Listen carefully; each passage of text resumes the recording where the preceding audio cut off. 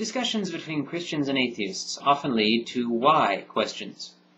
Christians attribute all manner of things to God by way of explanation. Then the atheist picks out some part of the claim which raises more questions than it answers and asks, "But what about this?" The Christian responds to this by saying something to the effect of, "God works in mysterious ways. It's not our place to understand God." Or, "Well, such mere beings as we cannot hope to understand God's infinite wisdom." As far as I know, every single Christian in the world sincerely believes this. Well, great. That means that you can't ever rule anything out. There's no way to tell what he may or may not demand of you. He may command you to jump around on one foot until he commands you to stop, and you are left to figure that whatever his reason, it must be in your best interests. Well, God works in mysterious ways. So I'm told.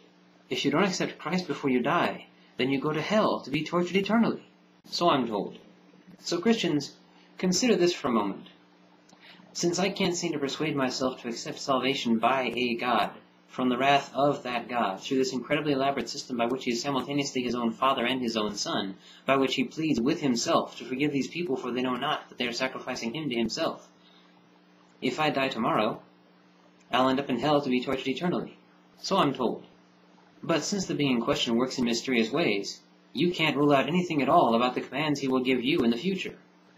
So what if he commands you to be the instrument of my torture? Think about this now.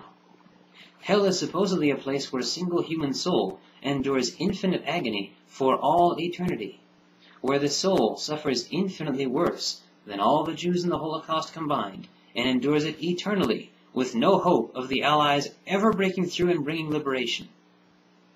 As bad as the Nazis were to the Jews, you would have to be infinitely worse to me. Why? Well, such mere beings as we cannot hope to understand God's infinite wisdom. Could you do that? Would that be enough explanation for you? Now consider this. When you deal with us, you don't encounter this threat. Here you are saying, "You must believe or else terrible things will happen to you." And here we are saying, "Well, we don't accept that either. We don't believe, and you shouldn't, because it's frickin' moronic." No threat. No fear-mongering. The worst danger here is the danger that you will waste this one life in sacrifice to beings who don't exist, and teaching others to do the same, instead of living it, enjoying it, and using it to make fond memories. The danger that all those hours you spent participating in Sunday services or home teaching were time you could have spent participating in all manner of depravity like bowling or playing baseball, basketball or Scrabble with your friends, or maybe even volunteering in a local soup kitchen.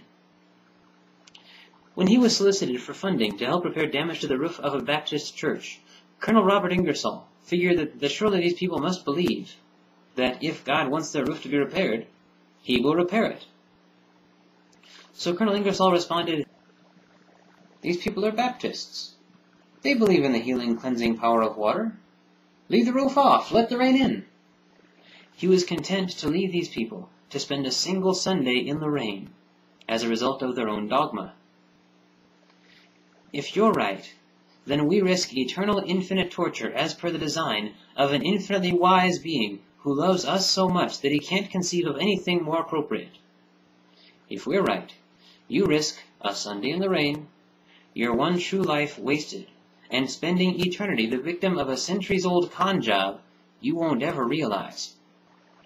None of us accept eternal torture as compatible with justice, and definitely not mercy. None of us accept such a caveat in our beliefs, because none of us can conceive of possibly hating someone so much that you actually want them to be tortured eternally, especially considering that none of the injustices he or she may have committed will be at all amended by this. None of the damage he or she has wrought will be repaired by this torture.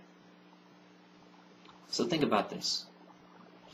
If you would be willing to be the instrument of our torture, while we, for the most part, are completely unwilling to be the instrument of yours, is it because we know greater mercy and compassion than you do?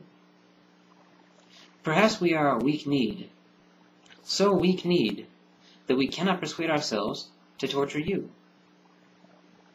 If you found yourself in such a situation, could you actually resent us for that?